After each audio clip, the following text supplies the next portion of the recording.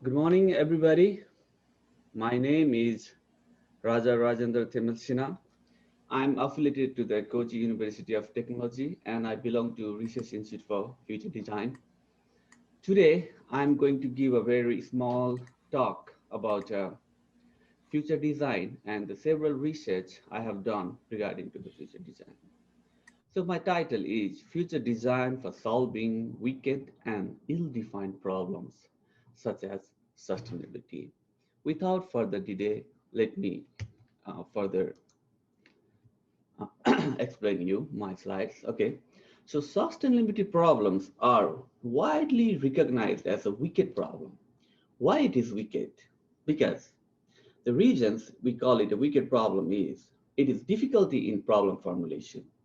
It has a multiple but incompatible solutions, open in time frames, and it is very unique. So competing values and systems are objectives. So because of this, we cannot provide one single solution for the sustainability, right? So, and what is happening to resolve this sustainability problem in a current society? What have we been doing so far, right? So future planning for sustainability we are trying to solve the sustainability issues from the perspective of current generation so far. And the contemporary future studies, even there are several future studies that has been used for solving the sustainability problems, which I'll be telling you in the later part. So what we are trying to do, even in that studies, is we are co-designing the things, the problems. We are co-producing the solution. We are co-delivering it all through the current generation's perspective, right? So aren't we missing something here? I think uh, in our view, we are missing one particular big event, a big element here. What is it? So this element is perspective of future generation that has been broadly ignored in the contemporary future planning studies. So what are these contemporary future planning studies are? Okay, so namely, there are two which are very popular and has been used. That is called backcasting and scenario planning. So what does the backcasting do? So backcasting is defined as an approach to the future planning in which people discuss a set of desirable future and then work backwards to achieve that. Okay. Then scenario planning. The scenario planning is defined as an approach for thinking about strategy for future planning and management within an organization, and it is mostly done in the business organization, but it has been also used recently in solving the sustainability issues. So here I'm sharing you one framework or the graph, right? So in the traditional approach was expert governments, practitioners, NGOs is to be the center, while stakeholders, environment, general publics are on the outer surface, means mostly controlled by the practitioner and the NGOs to achieve the goal, right? So this has been shifted in the last one decade. Even considering the backcasting and the scenario planning, this has been changed. So now the stakeholders, the community, general public is in the core, and while the experts are uh, uh, supporting these people to achieve the sustainability, right, desired future. But together with it, as I mentioned earlier, we are still missing the element of taking the standpoint of future generation. So that is where the future design comes into the equation. So future design is one institution. So Japanese economist Takashi Saizo introduced the concept of future design that implements some mechanism or institution for people to consider the perspective of future generation as a new feature in a future planning and strategy making. So through perspective taking procedures, people can expand their way of thinking, a viewpoint, not only from their own generation, but also by taking the standpoint of the future generation. So by doing this, uh, what can happen is, okay, let me explain you through this. Okay, so this is one of the modalities in the future design. So what does future design do? So how do we take the perspective of the future generation, right? So one simple example here that I would like to explain is, okay, so think about something that happened in the past, right? So something that was true in the past might not be true in the current situation. That might not be useful in the current situation, right? In the same way, what we think the true today might not be true in the future. So future design gives this time frame for people to think, to find out a common sense, like what is the main common sense that bind us even when we look at the past, even when we look at the present or in the future. So this important common sense is given by the future design framework. So utilizing this, what I would like to say here in a summary is several future planning studies has been there, so which has been practicing for the sustainability.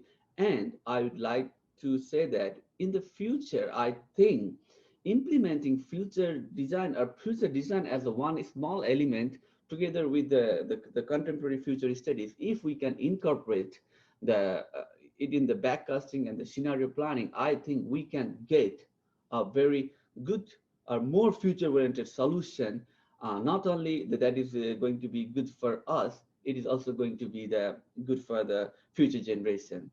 And I would like to share, so regarding this, we conducted experiment in Nepal with for the waste management.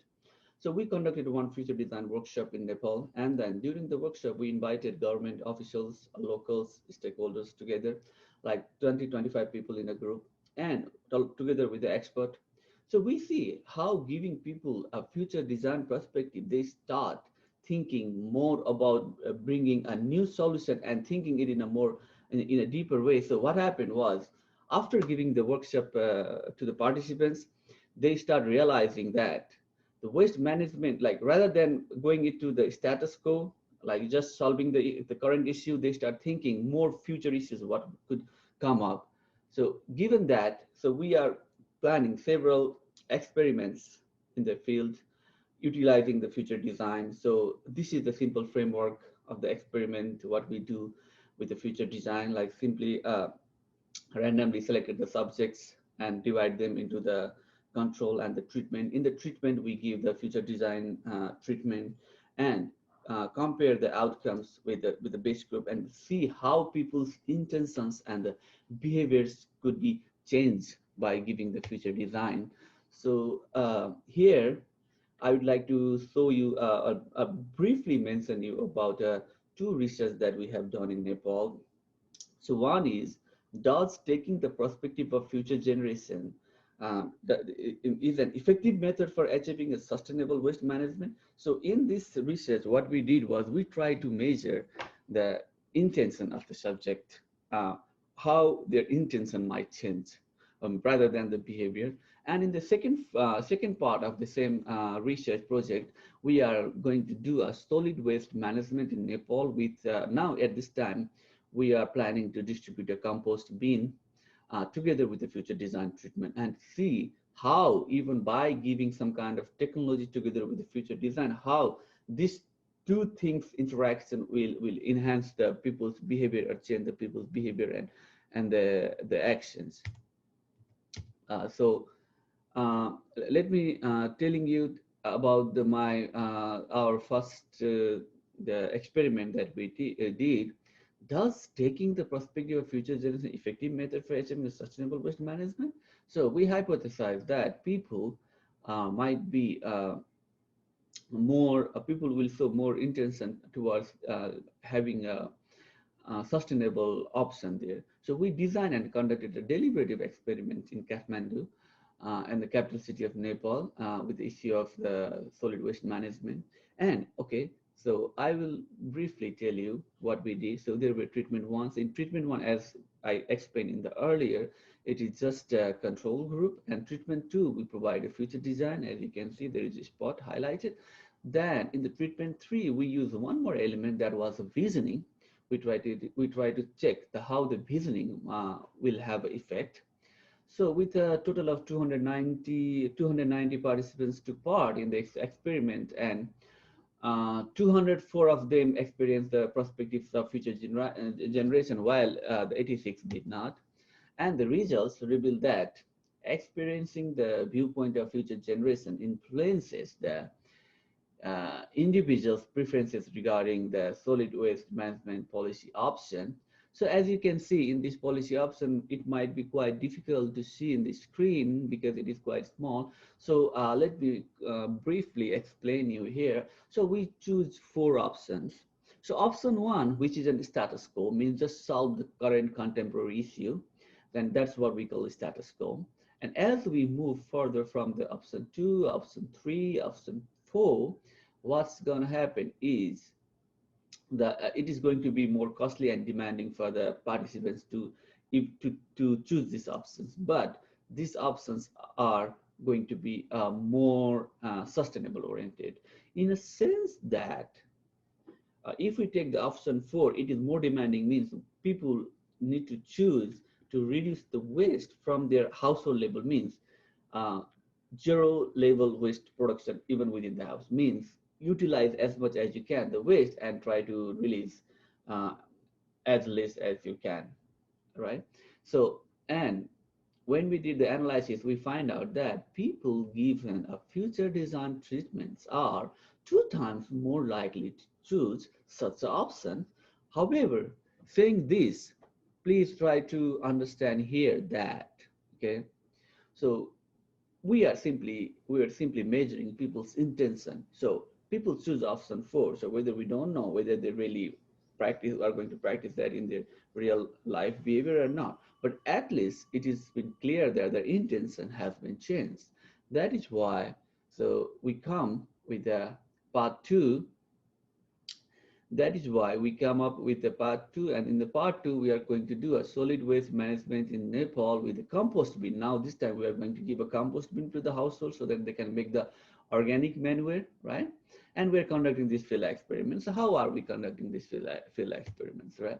So in this field experiment, again, we are collaborating with the government consultants and NGOs, and we are selecting households, and in which randomly we'll select them. And as I mentioned earlier, so there will be a base group, treatment 1, and then treatment 2, giving the compost bin, giving the future design on the compost bin, and the control group. And we will try to measure the waste production of each household and how future design is going to be effective in resolving these kind of issues. So too far, what we have been done, so doing taking the future design treatments, I have done several experiments in the past, and which I have published in some of the papers, so you can see them here. And yeah, if anybody is willing to work in the future, definitely that's what we can do as well. So saying this, as we have a very limited time, it is just a 15 minutes small talk, so I would like to thank you. And the takeaway from here today is we can definitely design a better future for the next generation, those who are yet to come into this world. We need to put ourselves in their perspective and take the future generation perspective. So future design could be one institution that can provide a solution to the wicked and ill problems such as sustainability, which I defined in the earlier of my talk. And we can still become a good ancestor to our future generation. So saying this, thank you very much. So I would like to end my talk here. So maybe from now we can discuss for a few minutes. Thank you.